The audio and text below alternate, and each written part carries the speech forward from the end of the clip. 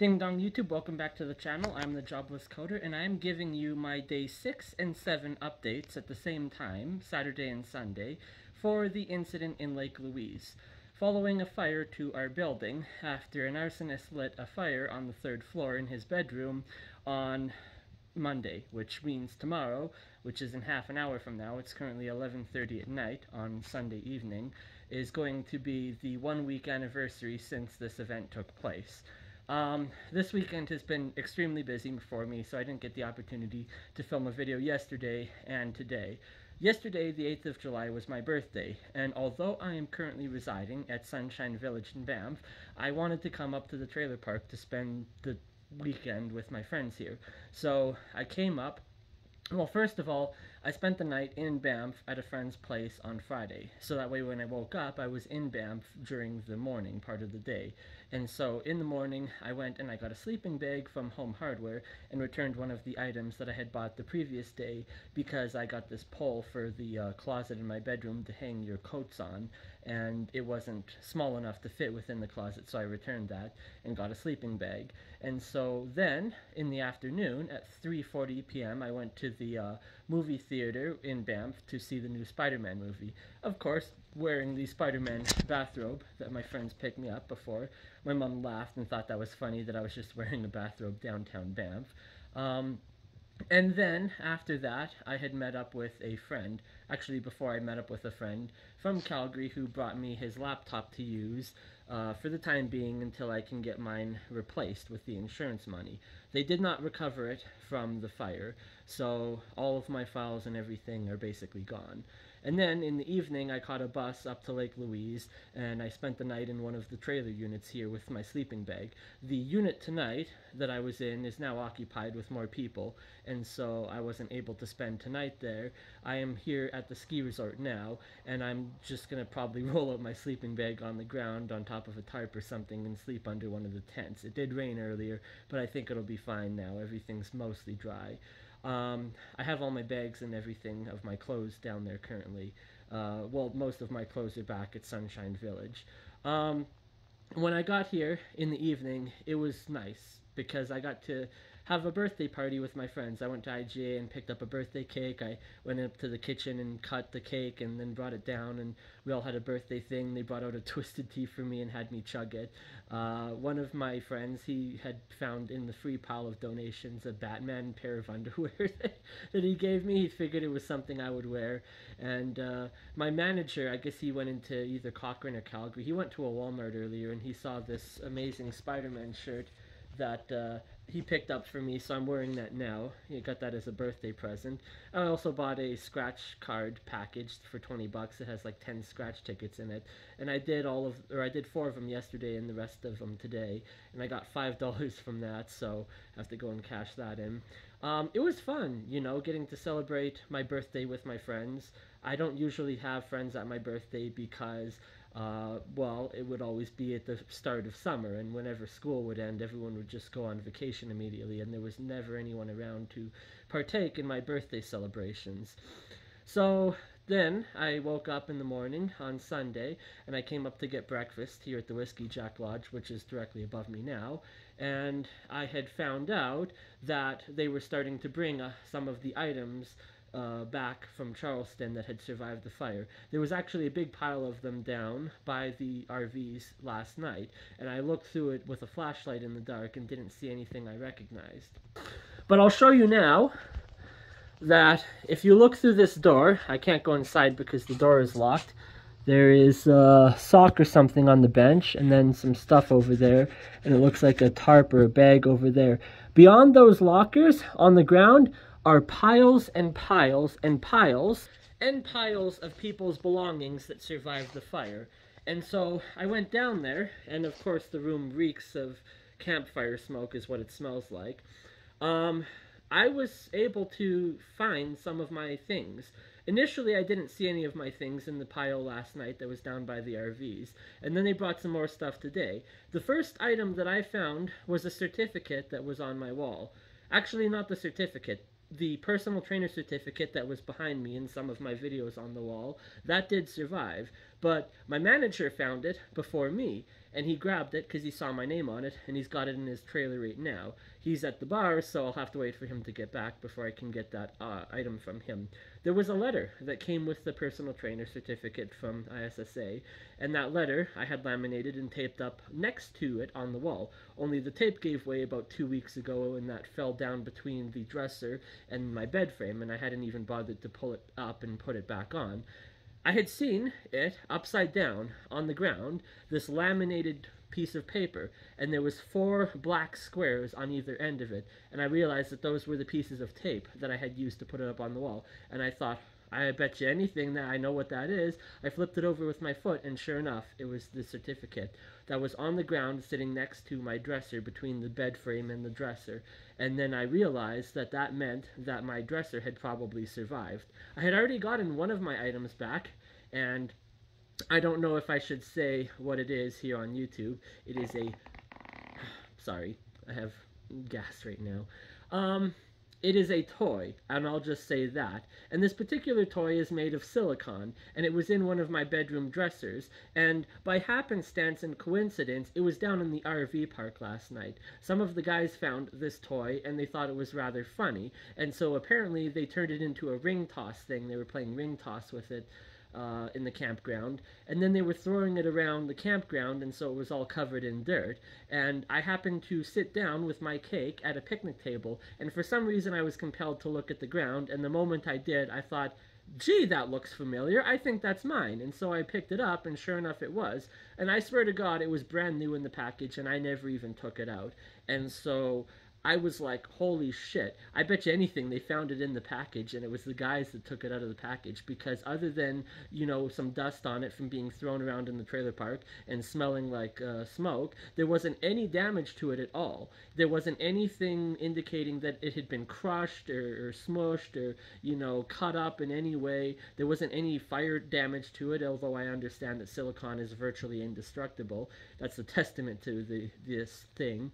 And I knew the dresser drawer that I had it in.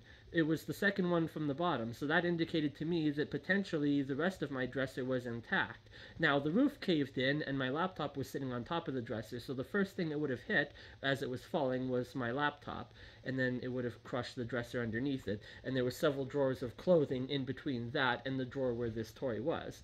Inside of that drawer, I had a custom-colored Xbox controller, the toy, a light bulb, one that has like the Bluetooth that connects to your phone and you can change the colors on it, and there was also an Amazon Echo Dot and a few other items in that drawer. Everything that I have recovered came from that drawer. And so I did some more looking around in the pile of stuff that's over here, and I saw a cardboard box for the Amazon Dot. It was beat up and broken on basically every side, and it looked like it had been soaked in water.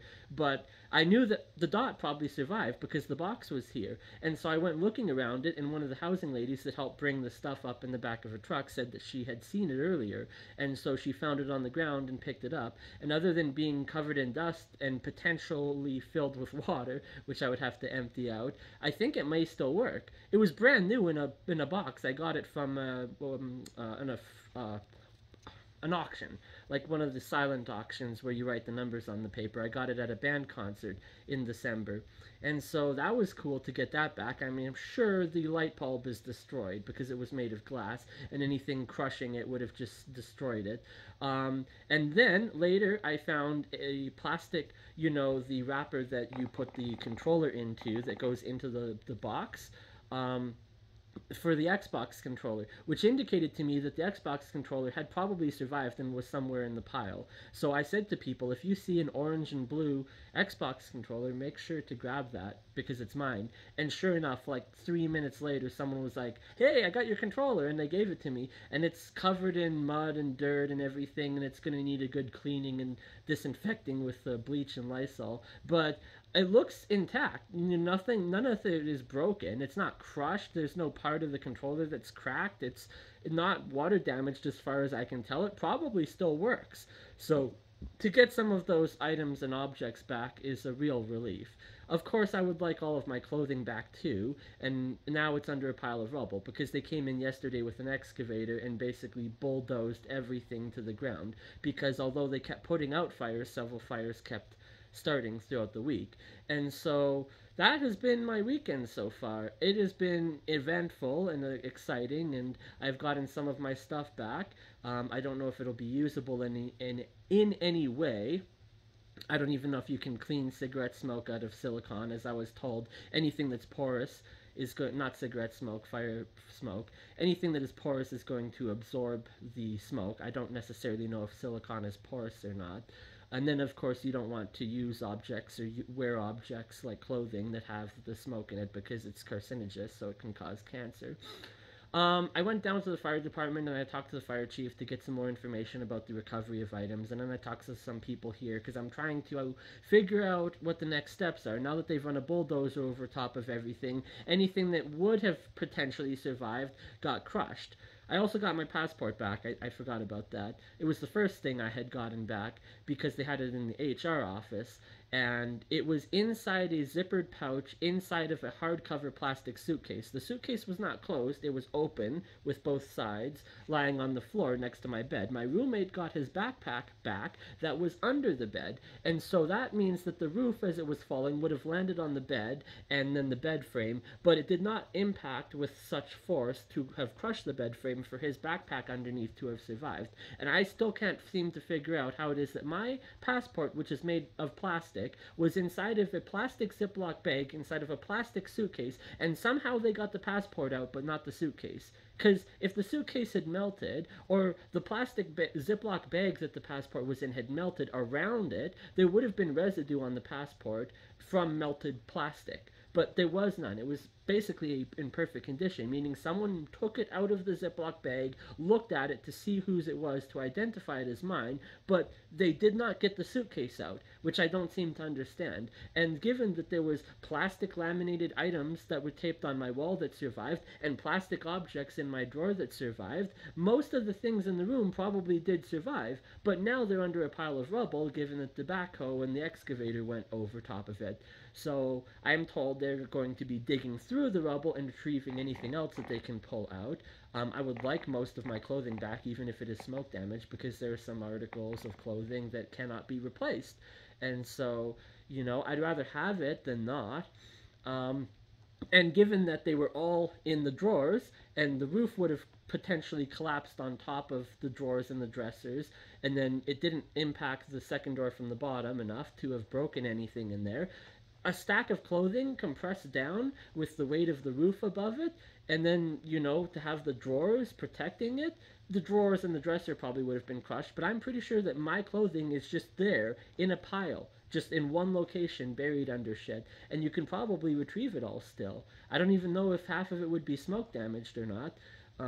So that is going to be the next steps over the next couple days as they go digging through that pile. Tomorrow I will be back at work for the first day since the fire started. Today, Sunday, was the last day that they were paying us up until the schedule. And I already had Saturday and Sunday off for my birthday, so I wasn't going to be paid today anyways. But tomorrow I will be back at work. My schedule as it stands is going to be a little bit screwed up because I have to now commute every day from the Sunshine Village. And the bus leaves at 8:30 there and gets here around, just after 9. And then it leaves 4:30 here and goes back there just in time for us to get on the gondola lift back up to the village. So for me, that means I'm going to be making less money because I'm not going to be working 40 hours a week. I can't anymore for the duration that I am there. I'm told it's temporary. They want to get everyone back here somehow in one central location, but they're just trying to figure it out logistically speaking.